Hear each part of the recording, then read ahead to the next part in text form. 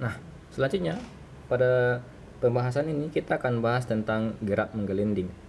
Nah, kenapa kita bahas gerak menggelinding? Karena gerak ini merupakan bagian dari gerak rotasi yang juga memiliki momentum sudut. Nah, gerak menggelinding memiliki aplikasi yang banyak sekali dalam kehidupan sehari-hari. Misalnya gerak menggelinding dari roda kendaraan yang berputar, atau bola yang berguling, atau kelereng yang berguling di atas sebuah bidang. Dan biasanya gerak menggelinding ini terjadi pada bidang yang kasar. Kalau bidangnya sangat licin, maka biasanya benda akan mengalami gerak meluncur. Tetapi kalau bidangnya kasar, maka gaya gesekan akan dapat menahan bagian bawah atau bagian kontak dengan bidang, maka akan membuat atau menyebabkan momen gaya sehingga benda dapat berotasi. Namun seiring dengan keadaan rotasi tersebut akan menyebabkan perubahan posisi dari pusat massa sehingga benda juga mengalami gerak translasi. Nah, sebagai ilustrasi, ini adalah contohnya apabila suatu benda, katakanlah hal ini adalah bola pejal atau silinder pejal, ya mana dia berotasi pada sumbu atau pusat massanya jika dia ditarik dengan gaya F pada sisi atas dan kemudian dia ditahan oleh gaya gesek pada bagian bawah oleh kontak dengan bidang, maka dia akan mengalami perpindahan atau pergeseran pusat massa sambil dia berotasi. Begitu juga dengan benda yang menggelinding pada bidang miring seperti ini. Jika suatu silinder pejal ini berada di bidang miring, kemudian gaya gravitasi akan menyebabkan dia bergerak ke bawah, dan apabila bidangnya cukup kasar akan menyebabkan atau menahan bagian bawah agar tidak slip, sehingga hal ini akan menyebabkan benda itu berotasi sekaligus dia akan berpindah pusat massanya atau mengalami perpindahan dan menyebabkan gerak translasi. Nah, ini adalah bagian atau ilustrasi dari gerak menggelinding yang sepertinya kita bahas atau kita jelaskan sebelumnya. Ya, jika suatu benda ditarik dengan gaya F pada suatu bidang yang kasar dengan anggaplah nilai kekasarannya adalah μs, sehingga ini akan menyebabkan gaya kontak atau gaya gesek antara bidang dengan bagian kontak dari benda itu Fs. Nah, hal ini akan menyebabkan adanya torsi oleh gaya F dan torsi oleh gaya Fs yang saling bekerja sama atau searah. Nah, sehingga ini akan menyebabkan rotasi pada sumbu dan menyebabkan bendanya bergerak rotasi. Nah, sambil dia berotasi, maka dia akan mengalami perpindahan pusat massanya ke daerah atau ke titik ini katakanlah, sehingga pusat massanya mengalami perubahan posisi delta X. Nah, untuk mengamati proses atau fenomena gerak menggelinding, kita akan mempelajari suatu contoh soal di mana dalam hal ini dianggap benda yang berupa silinder pejal memiliki massa 10 kg dengan jari-jari 20 cm ditarik dengan gaya F sebesar 30 Newton pada bidang miring yang kasar, sehingga benda tersebut mengalami gerak menggelinding. Tentukanlah beberapa, ini ada pertanyaan yang ditanya adalah yang pertama percepatan linear atau percepatan translasi, yang kedua adalah percepatan sudut, dan yang kedua adalah kecepatan pada saat posisinya berada pada 32 meter dari jarak atau posisi awal dan yang ketiga adalah posisi apabila kecepatannya telah mencapai 40 meter per sekon. Nah, untuk menjawab pertanyaan ini kita perlu menganalisa benda tersebut dari sisi gerak translasi dan gerak rotasi. Yang pertama kita akan menjawab pertanyaan yang A. Kita analisa gerak rotasi terlebih dahulu. Gerak rotasi dianalisa menggunakan hukum kedua Newton tentang gerak rotasi, yaitu sigma tau sama dengan I dikali alfa, di mana tau atau torsi yang menyebabkan menyebabkan benda itu berotasi adalah dua buah gaya ini. yaitu gaya F dan gaya Fs. Nah, kita tulis ini F dikali R. Nah, ini torsi ditambah dengan Fs dikali R, yang mana kedua gaya F dan Fs itu akan menyebabkan torsi yang searah, sama dengan I adalah momen inersia. Karena dalam hal ini bendanya adalah silinder pejal, maka I dari silinder pejal diketahui adalah setengah mr kuadrat. Maka kita masukkan ini I sama dengan setengah mr kuadrat dikali alfa. Alfa memiliki hubungan dengan percepatan linear, di mana alfa sama dengan A per R. Nah, kita masukkan ke sini, itu A per R. Nah, persamaan ini bisa kita sederhanakan, di mana R bisa kita coret.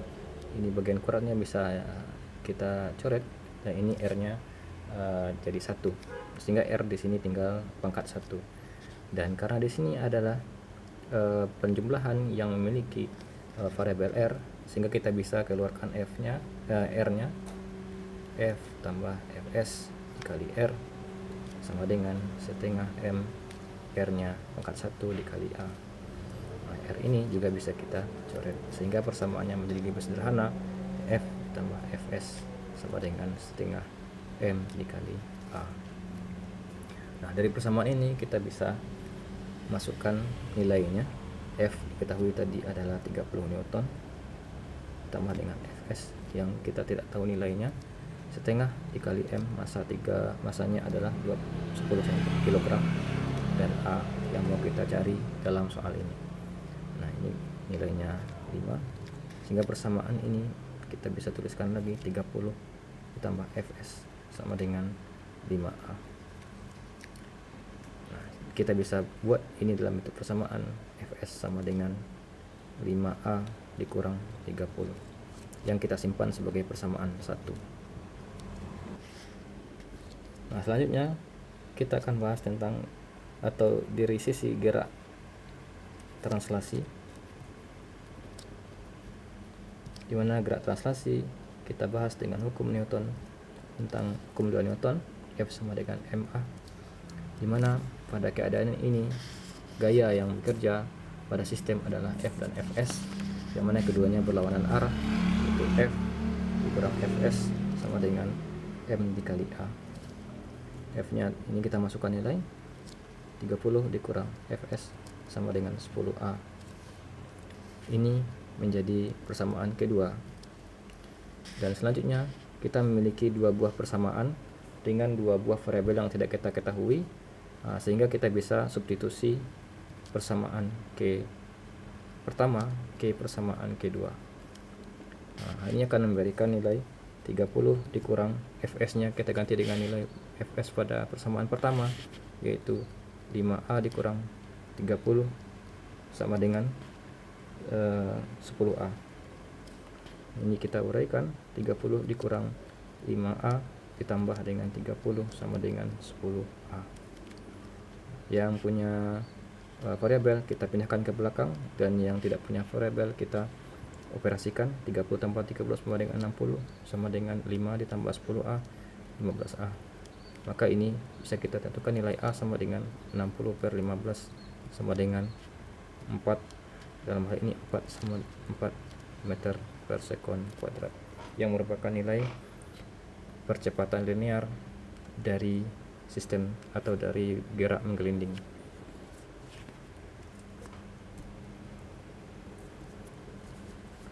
Nah, setelah kita mendapatkan nilai A atau percepatan linear yaitu sebesar 4 meter per sekon kuadrat, selanjutnya kita dapat menghitung nilai alfa atau percepatan sudut, yaitu A alfa sama dengan A per R, yaitu A sama dengan 4 meter per sekon, dan R adalah jari-jari dari benda, yaitu 20 cm, atau kita ganti ke dalam satuan meter, yaitu 0,2 meter. Nah, hal ini akan memberikan nilai yaitu 20 radian per sekon kuadrat.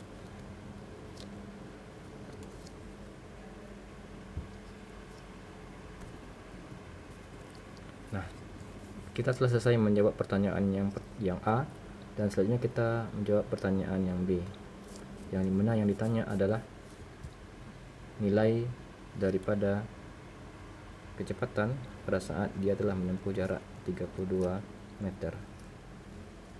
Nah, persamaan ini atau persoalan ini dapat kita bahas atau kita pecahkan dengan menggunakan persamaan kinematika partikel, yaitu V atau V akhir kuadrat dikurang V0 kuadrat sama dengan 2AX, dimana VT ini yang mau kita cari, VT kuadrat kurang V0 kuadrat itu kecepatan awal dari sistem atau benda, dimana awalnya dia 0 atau diam, sama dengan 2 dikali A adalah percepatan linearnya, 4 dikali X yaitu 32 meter. Nah, ini VT kuadrat sama dengan 2 dikali 4 dikali 32 akan memberikan nilai 256, dan ini akan memberikan V, nilai VT sama dengan akar dari 256 yaitu 16 meter per sekon.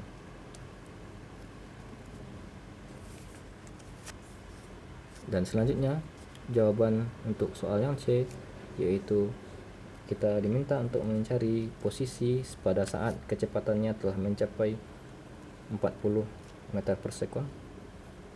Ya, karena dia memiliki percepatan, maka percepatannya akan semakin bertambah. Jadi pada saat 40 meter per sekon kecepatannya, dia sudah berada pada posisi berapa meter dari posisi awal.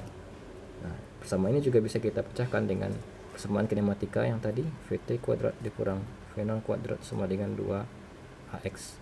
Nah, VT kuadrat sekarang adalah 40 kuadrat, V0 kuadrat awalnya dia 0, 2 dikali 4A X nya yang mau kita cari. Ini 40 kuadrat adalah 1600 dikurang 0 sama dengan 8X. Nah, hal ini bisa kita cari, dimana ini 0 ya, 8 kita cari ini jadi 200, maka X sama dengan 200 meter.